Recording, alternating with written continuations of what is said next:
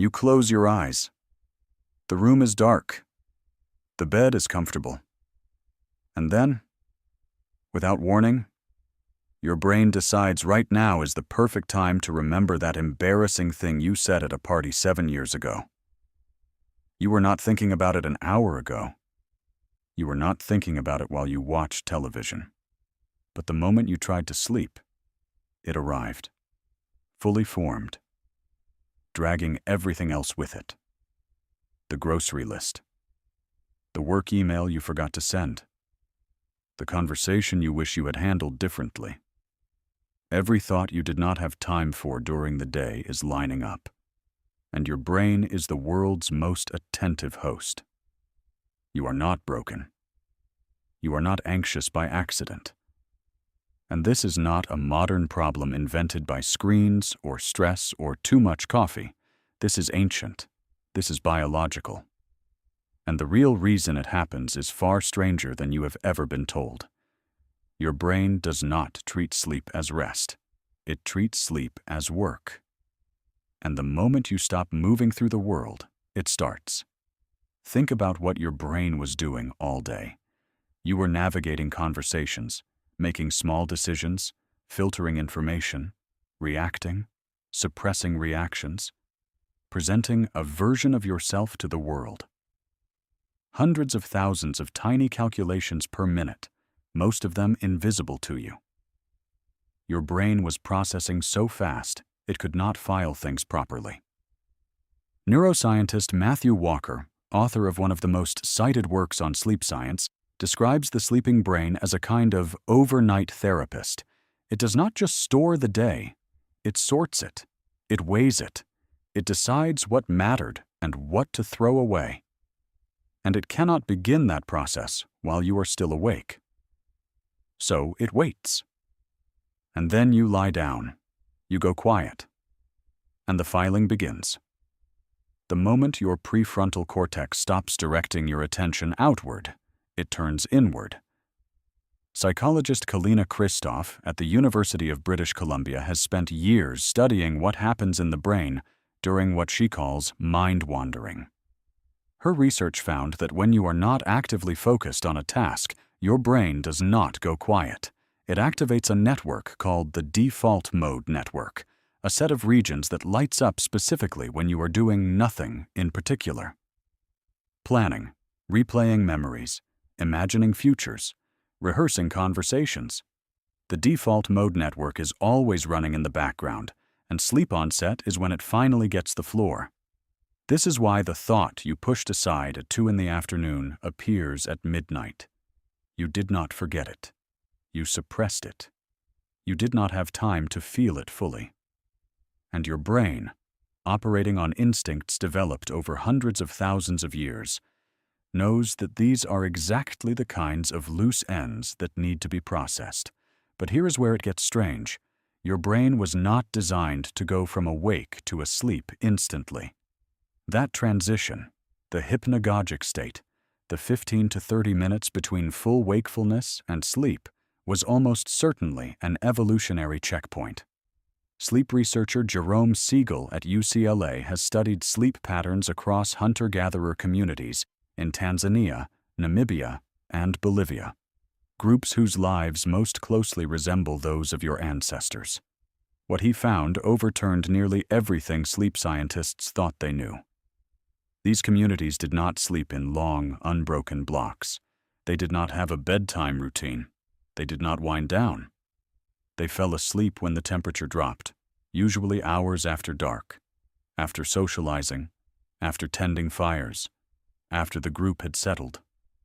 And even then, at least 1 or 2 members of the group were always partially awake, not quite asleep, not quite alert. Monitoring, listening, processing. This is the state your brain is trying to recreate every night. Your racing thoughts at bedtime are not a malfunction. They are your brain running a survival program. Your ancestors could not afford to fall unconscious immediately. The transition to sleep was the most vulnerable moment in a prehistoric human's life. You had to process the day first. You had to scan for unresolved threats, You had to rehearse responses to the social tensions you navigated. You had to make sure nothing dangerous was left unresolved before you let your guard down entirely. The content of your nighttime thoughts is not random either. Research by Borkovich, Innes, and Newman, published in the journal Cognitive Therapy and Research, found a specific pattern in what the human mind returns to during pre-sleep arousal. It was almost never physical threats. It was almost always social and relational ones.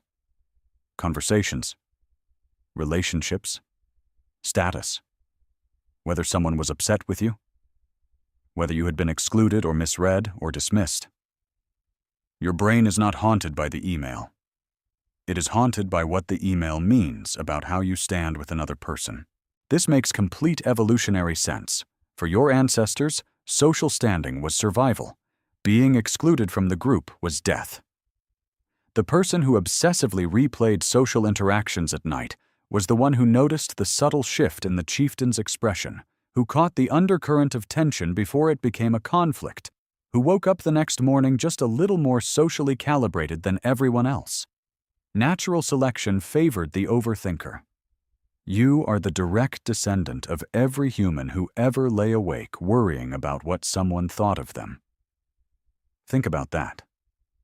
The specific thoughts that keep you awake were selected for. Not by you. Not by your childhood. By hundreds of thousands of years of social survival.